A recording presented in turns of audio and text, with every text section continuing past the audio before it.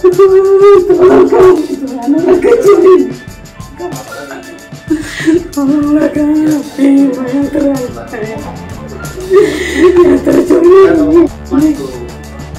Aduh, anak usah dulu tadi wawancara yang sanggup aku berkata-kata. Sanggup aku untuk mengungkap hati aku yang hancur ini. Sanggup aku bicara sama.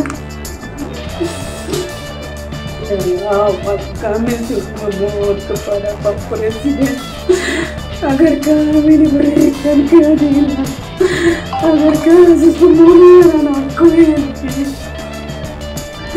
diungkap, agar terungkap dengan kebenaran yang terjadi.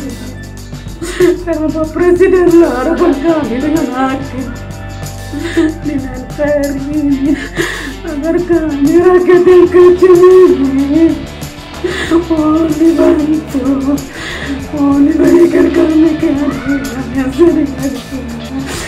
Mohon kami Pak Presiden, mohon kami semua penegak hukum maupun hakim, berikan kami keadilan yang sering dengan perbuatan pembunuhan kepada anak kami almarhum Nofrian Setiawan, agar kematian anak kami memperoleh keadilan, agar kematian anak kami sia-sia. Tolong kami